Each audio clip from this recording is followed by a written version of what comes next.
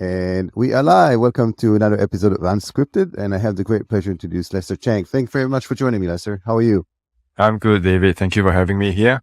I love your background, international background. You've went to school in one country, and then you served, and then you moved, and I love that because I have similar background, and I find that people that have traveled and spent some time in different countries they have well-rounded experiences and have learned from that journey. So why don't we get started and give me an idea of what you've done in cybersecurity and how you got started in that space, and then we'll jump into a conversation. Yeah. So again, thanks for having me here, David. Cybersecurity, I'm a baby in cybersecurity, and I have, in my current role, I have been about coming to 3.5 years, but I think in total in cybersecurity per se, it's about 5 years. Initially was a more project management, more generic project delivery in a cyber PMO. So that's always a good entry point because you get to see all the different tools that are being implemented, especially over the last 3 to 5 years. Everyone was going heads on spending money, implementing tools, which is a part of the maturity phase of any organization. And it will be ongoing. But I think especially the last 3 to 5 years, it was really a ramp up in spend. And therefore, being in the cyber PMO was a good place to get a variety of understanding of all the different tools available, who is buying what, why, and how is it being implemented. And we all know implementing tools are not as straightforward as buying something off the shelf and installing. So that's always a good. Yeah, and we'll talk about all of that. I'll ask you about the question because I'd love to hear more. But before we get into the PMO piece, you had a chance to serve in some very critical roles as well, right? Because you come from that background, from the military background, and let's step into that. I just want to hear how you transitioned. What was your role before? What was the skill set that you took from that area into your new role? Yeah. So I served 12 years in the Singapore Navy. So I was a naval surface warfare officer, and I'll start off in the ships. So we specialize a lot of operations and leadership, learning how to operate and run teams, learning how to communicate across different sort of clusters, and how do you manage a ship, manage a team. Then I specialize training and development, specifically running the Naval War Gaming and Simulation Center. That obviously 5-6 years ago, I had no idea I was going to move into cyber exercises, but it really gave me the foundation of, how do you run exercises? Why do we run exercises? What are the most efficient ways of running exercises? And so that's my specialty when I was serving in the Navy, and really gave me a good foundation. And maybe one of the only reasons why I got my current job. So that's. So let me ask you this: did you always knew you wanted to be in the Navy? What attracted you into that particular role? Yeah.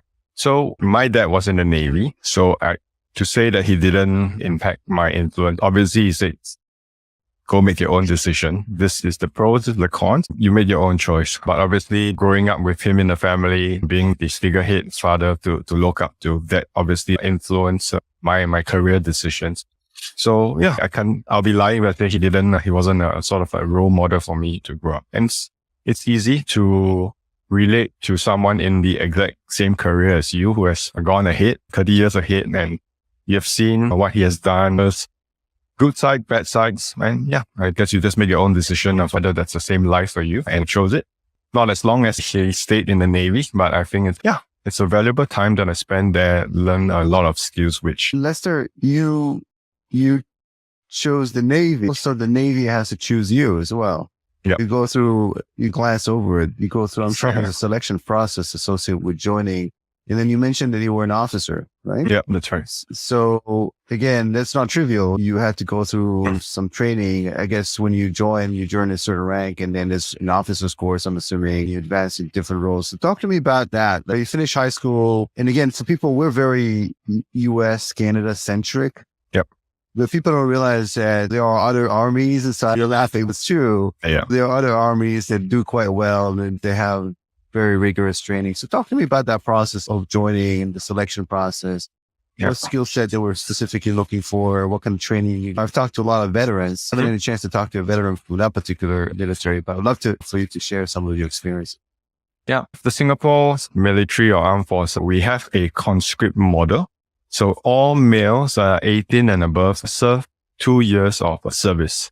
So you can be in either Army, Air Force, Navy, or even the police force or ambulance force. So there are options to choose. Obviously, you would indicate your preference, but you don't get much choice of where you end up. So that's 2 years of service. But for me, what we call as a regular force. So we indicate our desire to serve as a career soldier, career sailor. And that's where there is a selection process if you have a preference and you have it, you will have a higher chance to get into the service that you want as compared to a conscript, because if you're serving 2 years, you're looking for a longer career. So you have a bit more options there. That's because they're investing in your training and they want you to do more than 2 years. Yeah, sure. So they want to get something back out of it. So, because the training is a content. And it's so expensive, and it takes so long to train a professional soldier, sailor, and you cannot hire off the road to come and drive your ships. There's no way. And that was a huge mindset shift that I had to take when I came out to the corporate world. Like in the Navy, they're grooming you for 30 years. I knew where I was going to end up in my next 5 postings. And your boss would really take the time to groom you, identify what are some of the skill sets that you need, some of the milestone courses that you would have to take. For example, if you're going to command a ship, you will need to go through your command course. You need to do well there. You need to pass a board before you get appointed as the commanding officer of the ship. So I think some of the things those are much longer time horizons than they are in the corporate world. In the corporate world, they want to become pre-trained, and most likely that's why I think a lot of people get hired from jobs they already had, because they assume they already have that skill set. And the training, even though a lot of companies say that they support training, it's mostly, relatively speaking, very condensed, very quick, because they want to make money off you, essentially. If they're paying you $10, they need to, in the corporate world, to make $50 to $100 off you. It's just the truth associated with it. So the training is not. So that's something I guess you had to shift when you got back into the corporate world to get trained. The onus is really on you. You have that in 5-10 years horizon. No, and you really have to take ownership of how you develop. Back in the military, you can, for lack of a better word, you can cruise through your career. There will be milestones that come to you. They say, okay, you're going to go for this course because you have met your minimum standard in minimum amount of time, and you need to move on because there's a whole factory line of soldiers coming on, and you need to move the critical mass of people to leadership positions. And that's the structure of the military, because you need to constantly churn people. People will leave for sure, but you can't hire a chief of Navy off the streets. Someone needs to be groomed for the last 20 years to be ready to take on such a pinnacle position. So if you look downstream, all the other positions, it has to flow, and there has to be that factory line. And so back to your point, in the corporate world, you decide where you want to move to. You decide the qualifications, certifications that you would need to take and obtain. And more importantly, I think the experience to help you move to your next role. So it's good and bad. Good is the world is your oyster, the options open up as much as you want to invest in yourself. The bad thing is, it's all up to you. Some people like it, some people don't like it. I think a lot of veterans struggle with that because previously their careers were planned out for them. They know when they're making the mark. It's very clear what your performance is and where you're headed. In the corporate world, it's a toss up. Sometimes you can do the best job in the world. Your boss changes the next day and you start from 0 or negatives, depending on his mood of the day. Hopefully not, but we don't. As much as we think we have control, we cannot control the circumstances. All we can do is put ourselves in the best position to advance.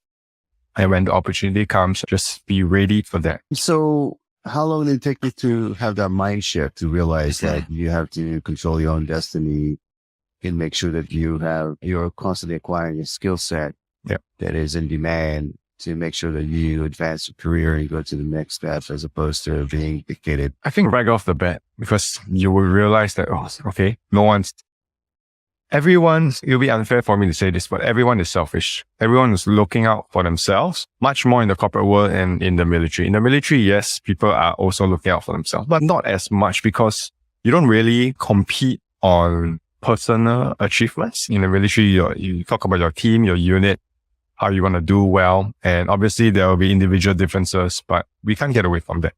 But once you move in the corporate world, the difference is much starker. It becomes clear that, okay, people do place more emphasis on their individual growth, which after a while you realize why, whether it's because of turnover, whether because it's a means to an end. We can't blame anyone. And yeah, so very quickly, I think once I left the military, you almost on your own to decide where you want to go, how you want to get there. And it's up to you how you want to then build up your own support group, your own community to help give you the best information, put you in the best position to firstly decide where you want to go and then how you're going to get there. Because many people have walked that path, not alone in this void, in this journey that you have no idea where you're going. Many people have gone there. Many people have either transitioned out of the military. Many people have advanced in their corporate career. So it's a well-trodden path. Then you just have to be aware of it and then make the choices to hopefully make you advance along your chosen path. It's amazing that you very quickly realize that there are differences between the kind of the military and the corporate worlds in terms of individualism, much more so in the corporate world. But on the other hand, in the military, you get exposed to some very large scale exercises and responsibilities at a very young age. Yeah. That you don't necessarily get in the corporate world. If you got into the corporate world at 20, you would have to take a long time for you to get into some sort of responsibilities that you had in the military when you were 25 in the Navy.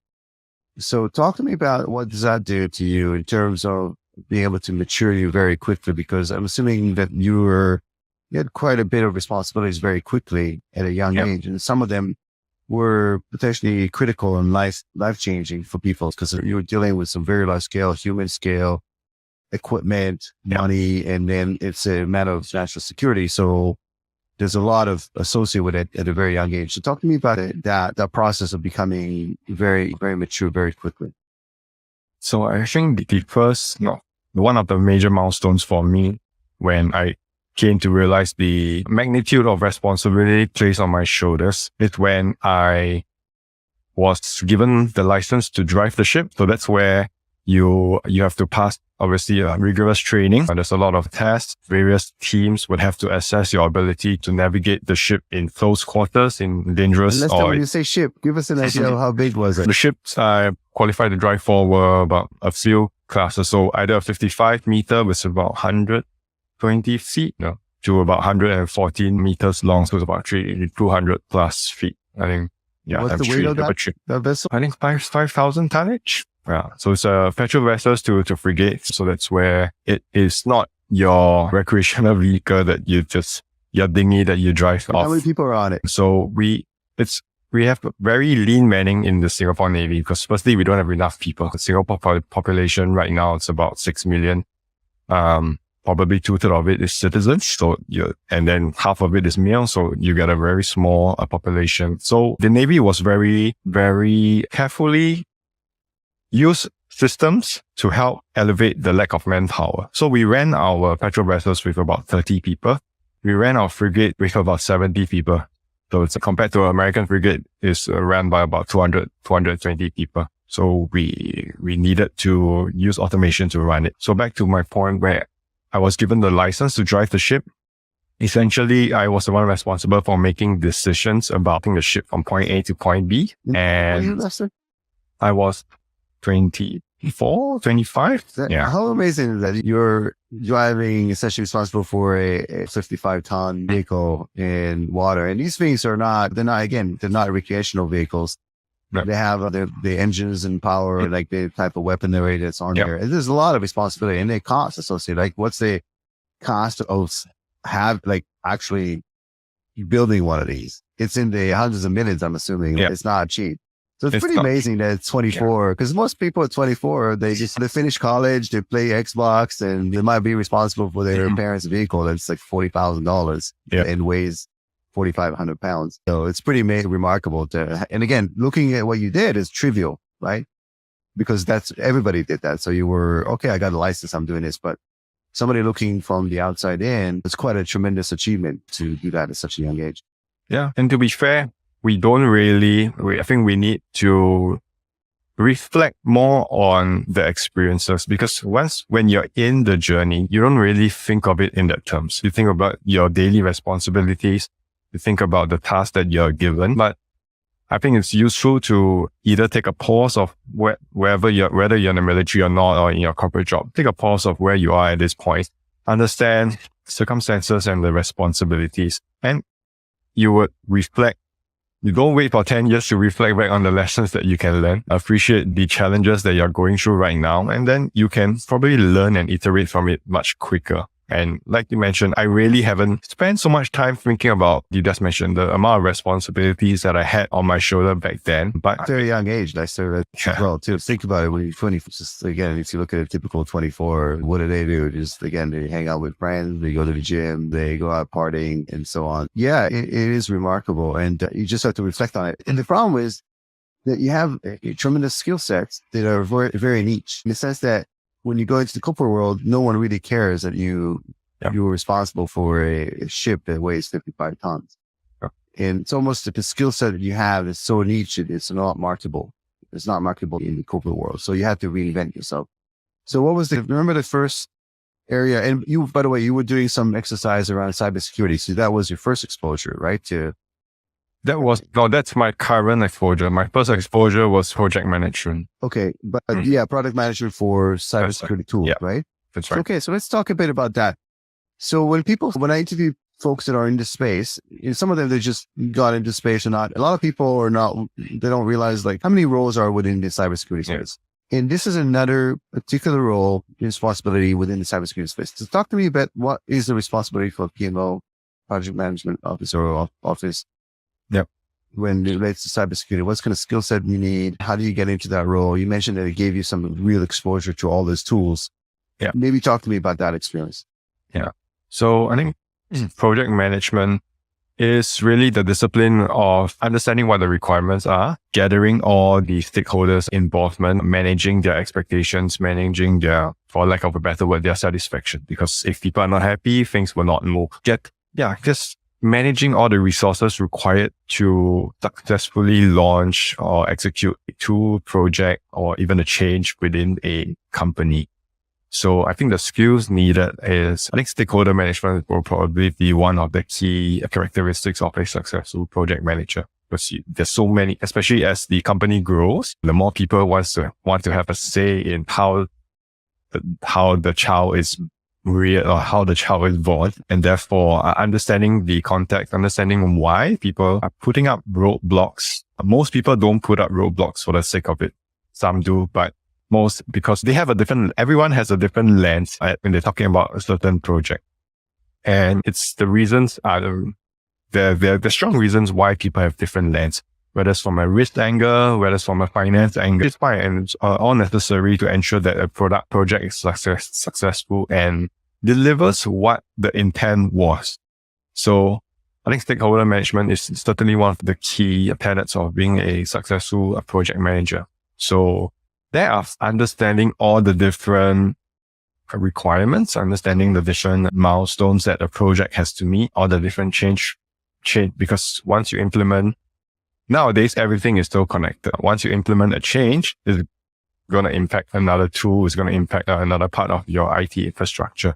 And therefore, being able to articulate that, being able to understand how it's going to change and impact other projects is a important skill set. So understanding both the big picture of how it's going to serve its purpose in your company, and then drilling down into, okay, where are the potential impact points? How do we resolve it? Problem solving is another key skill set for project managers, because it's not off the box. We just double click install. It's never going to happen like that. That's, if you talk to those thousands of vendors out there, I would say at least half of them would say, oh, you just run this, we run through, we connect some couple APIs, and you offer the races within the same day. Yeah. And it almost sits in contrast to what you just described. From the vendor solution, it's always simple. From an enterprise implementation, it's never simple. I think just because of scale, just because of connectivity, using something new to an immature environment is never going to be easy. And therefore, I think a lot of companies realize that change management, you have a whole profession around change management just to manage not only, obviously we're talking more specific IT change, but obviously the communication around user, how is the user going to use this, training, testing. There's so many aspects to it that an enterprise has to consider, because enterprise is there to serve, to provide a service. Anything that impacts that service is going to be detrimental to reputation, risk, business, availability. And therefore, all these structures are set in place to reduce the possibility of unexpected change. And therefore, the project manager is there to forecast, hopefully, look ahead at what the potential challenges are, try and soften the ground before you reach there. So I'm using military terms like survey the area. Try and get as much as support so that once you reach the theater, things are set up and the project moves smoother. Yeah. So it's always socializing the project with people, getting their buy-in, understanding problems, solve the problems, and therefore putting the project giving it the best probability to succeed. So I think that's one of the areas that I find is more challenging, I think, with the cybersecurity projects is that when you have IT project or digitalization projects, there is the end result would create like an impact where people are going to be able to access data or there's some sort of benefit to the business. Yep. From a cybersecurity perspective, you can install the system in place and then nothing really happens. Yep. Aside from the fact that now maybe potentially there's reduced risk to the organization. How do you deal with that when you're being measured upon success? The success is not necessarily something in touch. The success is just, okay, we're now more secure. And so how do you quantify that and make sure that you're successful or at least can prove it to the business? Yeah. So I think this is something that the military does very well as compared to the corporations. In the military, like you said, you can spend billions of dollars. You never get to see what peace looks like. And it's hard to, because it's not tangible, right? What is peace? Why are you flying planes? Why are you sailing? Why are you spending so much money just sailing a fleet of ships to a certain country? Why? What's the outcome? And therefore, I think corporations need to understand how we're going to articulate the value it brings. And a lot of it is going to be non-visible. So I think one area of work which I'm currently in is using exercises to demonstrate that. The military does this. Every time they buy a new generation fighter jet, you're going to be sure to see it in the next air show. You're going to be sure to see it in the next exercise. They're going to fly and they're going to fly constantly. And maybe they're going to build a movie out of it as well. I don't know. But in the corporate world, we don't do that as well. Like you mentioned, we buy and implement so many tools. Most of it just gets locked into a catalog. And then if it doesn't break, great. If it breaks, then it's a problem. It's not a solution. Therefore, articulating it, drawing out its value and demonstrating it in an exercise, I think it's a tool to help articulate the value and how this particular tool has made your organization safer because of the capabilities it has brought you. We won't be able to run away from KPIs matrix. That will always be there because that is the language of the corporate world. As long as I see numbers, the numbers are whatever green, the arrow is pointing up, we're all happy and we won't dig further. But I think we can bring it beyond that. We can make it more relatable. Of course, cater your exercise to your different types of audience so that they understand, okay, that 50 million that you spent over the last year, what does that mean? What am I seeing? How is it actively protecting us? And a lot of the tools are actively protecting us, but it's just not brought to the forefront. The executives maybe saw 5 minutes of it during a business case presentation where they signed off 2 years ago. I don't know. And they never heard of it thereafter. So bring it back once it's implemented. demonstrate it in an exercise, keep it top of mind so that when the next business case comes, hopefully it will soften the ground again for your continued upgrades. So what makes a good exercise? And let's talk a bit about what you just mentioned, and the fact that not a lot of our organizations have a contingency plan and they look at the kind of the worst case scenarios or even look at what could happen. And we've seen that during the pandemic where all of a sudden everybody had to work from home in 2 weeks' time and have a lot of application being exposed to the outside world. And a lot of it has to do with the day-to-day operation. It's very taxing as is. It's hard to take resources and time away from the day-to-day operation to exercise things that potentially may or may not happen. But things are changing. It looks like there's more emphasis now on doing tabletop exercises and looking at potential scenarios. So there's two questions in one. One is, do you see a change in that? Do you see a change in the organization emphasizing more on creating that muscle memory, if you use like a military term, for potential things that happen? Yeah. And secondly is, how do you pick and choose the right exercise? Because you can't exercise everything. And how do you make sure that those are very effective? Yeah.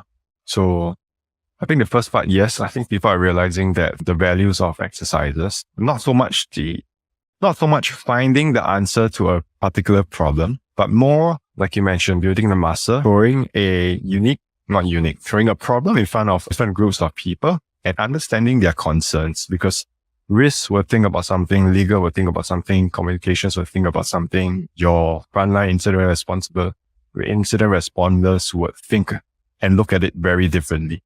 So the presentation of a problem and getting the various parties to participate, which in a real incident you would need to, would definitely help prepare any company and make sure that they are ready to tackle any potential incident. And I think nowadays it's not a if, but a when it's going to happen.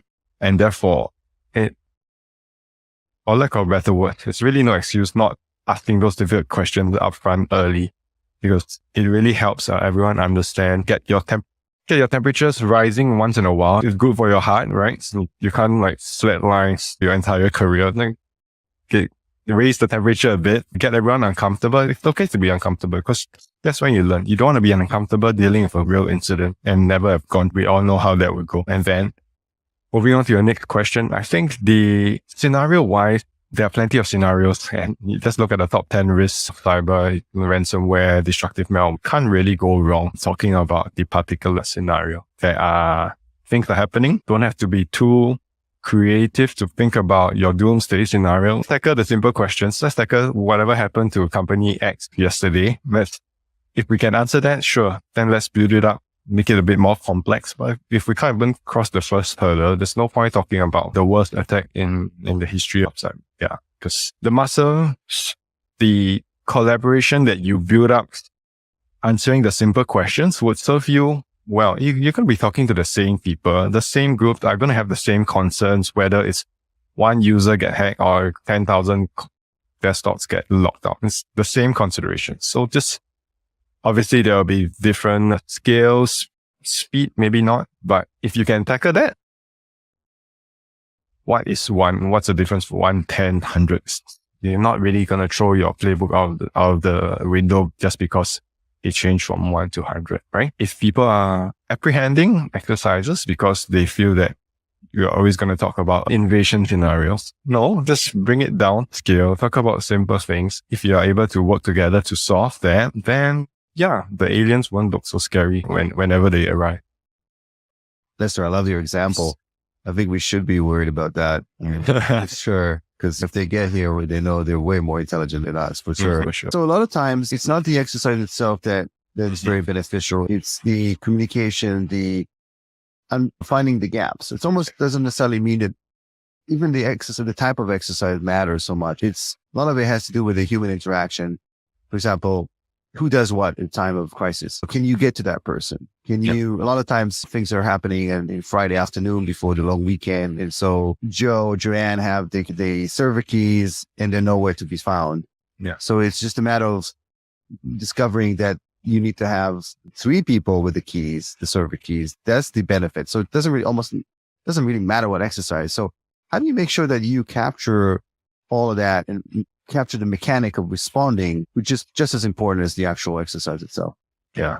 So I think it firstly boils down to the objectives of the exercise. And you have to be clear why you're running this particular exercise. That would lead you to, okay, who do we need to be involved? And that would give you the correct types of conversation that you would want during the exercise. Because there's no point talking about decision-making objectives or questions when you bring in your lowest level of SOC analyst. Right? I'm not going to make any decision. My job is to run through the case, escalate when needed, and put in as much information as I can, the first level of a triage. So it all anchors to your objectives, help you identify who you need on the table, then understand the types of questions to tease out or lead the conversation to your objectives. And I think throughout the exercise, if you have a spare hand or someone else to help record key pointers, key decisions that were made, key considerations, we're not going to have all the answers during exercise, which is good because that's when you learn. So having someone to take down notes on what are the key learnings, what was something important that was brought up, no one has the solution for, that's fine. Let's park it aside. We don't have to get hung up on that. Move the scenario on, and at the end of the entire exercise, if you need a debrief thereafter, have a separate debrief, recap some of the pointers, get alignment on who is going to own some of the opportunities that have been found, wrap it up in a report so that we don't lose all the information that was learned, and capture some of the things that can be improved on, and that would help it. I think the after action, or we call after action report, is an important artifact to have to capture all these and to ensure that, okay, the correct lessons are learned so that it's not repeated and things can continuously be improved on. Now, there are some challenges associated with running these. So there's human bias, right? Yep. We're biased towards certain actions. I'm also assuming there are some fear associated with doing the wrong decisions. You freeze in terms of maybe not doing anything. And then you're afraid that, just like the security awareness exercise, when you tend to click on something wrong and you get penalized for it. Yeah. How do you deal with that kind of some delicate human interaction? As you mentioned, you get the people out of the comfort zone, which is good, but not a lot of people like to be out of the comfort zone. And you rattle the cage a little bit, and that doesn't, I'm sure Lester doesn't make you very popular to begin with, but then also, how do you manage all of that? How do you make sure that it's still effective and still gets the job? Yeah. I think you need to tackle it in two ways. One is to have clear executive buy-in to the program, because if not, then it's easy to get pushed away because it's not directly adding value to the business, right? And it's going to be hard to articulate why we're doing it if you don't have support for the program. So I think that's one important way. And the second, you probably need to follow up the softer side of things, like socializing. Okay, you're not here to audit or test or even point out dig out all the skeletons in the closet. But you're here to serve, you're here to provide a service to help improve the readiness and resilience of the response. And I think an easy way to do it is to approach some of the key stakeholders on what some of the struggles that they have been dealing with and what they need, where it is a platform for them to ask certain difficult questions where they will never be able to get an answer from in their day-to-day dealings. So getting the executive buy-ins and then approaching it a bit softer, it's a bit like lobbying, right? You need to get your support from the various key people in the different teams, explain to them that, okay, this is not here to show you up. It's here to help you bring your team to the next level. And you being the exercise facilitator, you're here to help them improve communications, improve process, exercise their procedures. And you're not here to, you're not here to audit their process. You're here to help, you're here to improve, and you're here to give a platform for them to work together. Like your security team, the only time that your security team has the opportunity to talk to your legal is if something has happened. Bring that up front, shift everything left. Let's talk about the problem first. Build that relationships early up. so that touch wood, when you do eventually need to speak, people have their guards down a bit because we have worked together, we know each other, and we know their priorities, their concerns. Legal would have to help cover the company. Security teams need to help it. But if we don't talk about it in an exercise and we talk about it for the first time during an incident, everyone's gonna clash because we all have different priorities. And yeah, I think that's an excellent point, Lester. You definitely don't want to be doing any of this the first time around. Yeah. So you're preempting, and it's part of the mechanics. So are there any cases where you have difficult conversations where things have really gone down and have not been successful? So, the beatings will continue until morale improves. Is that something you had to do sometimes where things are really gone sideways and you have to either stop the exercise or restart it or create some sort of lessons learned right away, so it's not even continued all the way to the end? Yeah. Have they come across something like that? I think not to the point where we need to pause the exercise. I think, maybe we had just to re-explain, because again, it takes a lot of socialization and education to help people understand, firstly, the mechanisms of running an exercise. It's artificial. It's going to be artificial. You're not going to have the best information. You're not going to have real data, right? There has to be a certain level of creativity and imagination in that exercise. Whether it's in the military or even in corporate world, you have to, in the perfect exercise, you don't need imagination because everything is so real. You have your VR glasses and everything will be as perfect mirror image of the world. But we all know it's never going to happen. Maybe if Mark Zuckerberg solves it, we will be there.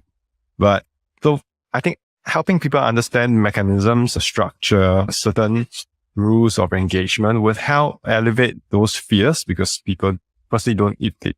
When you don't know something, you have a bit of worry about, okay, why am I coming to an exercise? Am I going to be scrutinized for all my playbook? Do I have to go line by line? Okay.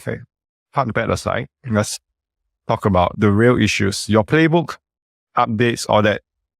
Take your time to go into it. I'm not so interested in that valuable 1 hour when we have key teams coming together. Let's use it for difficult questions. Use it for the things that we will never talk about. Your playbook will never talk about it, right?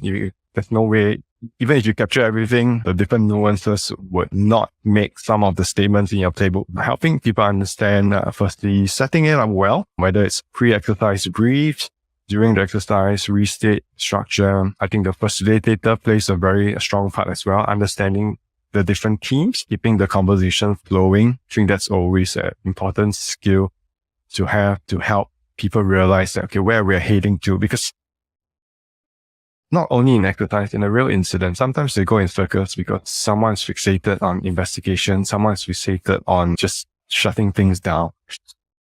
How do we then manage that? It's one of the key skills in crisis management as well. Getting people clarity of, okay, what are the facts? Where are we headed to? What the priorities are that would keep the conversation on track and towards the same direction. Because at the end of the day, we hard to see that, but we all have the same objectives, but because our lens is so narrow, we only see our own objectives. But if we can bring it back, point it to the larger goal, where people would, understand from a different perspective. And I think that's also one of the key outcomes that we would want from an exercise, helping you understand what another team needs and where their priorities are. Now, Lester, not a lot of organizations have the luxury to have people like yourself on their team. In the economy's backbone is SMBs, small to medium-sized business. So what would you recommend for some of these organizations that have limited resources, and potentially their CIT manager also is responsible for doing some of these cybersecurity incident response exercises and so on? What do you recommend to do? How can you best use your time and resources to make the most impact with the kind of least amount of resources? Yeah. So I think the simple answer to that is everyone knows ransomware, right? From your day to day, your boss. So choose a simple enough or common enough scenario. In this case, use ransomware as an example. You don't have to explain what it is. People vaguely understand what's about, how it can impact your business. So you help yourself a lot with a lot of the work because the news, the media has helped you with that. So you don't need to spend time socializing and educating. Thereafter, I think, again, finding your executive supports to help push that would be vital to you running a successful exercise. I think there are a lot of free resources there. CISA has resources. UK, I think CSC also has, and CSC has free, what they call out of the box exercises that you can use to run within teams to get them comfortable with exercises. Always tied back to the value it brings so that there is buy-in, they understand that, and show how it improves the security of your company. Yeah. So I think that if someone's limited resource, obviously there are consulting firms there that are ready to help you with your program and running the exercises. But yeah, like mentioned, that can be fairly costly as well. Awesome. And you mentioned resources. Leads me to the last question. What's the easiest way for people to reach out to you for advice, or just insights, or just saying hi, or just giving some feedback? Yeah, so I'm active on, you can look for me. Yeah, I post information daily, whether it's exercises, cybersecurity, military transitions. I think that's a useful platform to help share our thoughts, connect with fellow cybersecurity professionals, veterans. Yeah, and so with a useful way to connect to me. Super. Lester, thank you very much for sharing your story and insight in general. It's been a really great conversation, and I hope people got some real insights from this. Again, thank you very much for joining. Thanks all for joining me today. I appreciate that, and see you in the next episode. And until then, stay safe online as well as offline. Thanks, Lester. All right. Thank you, Dave.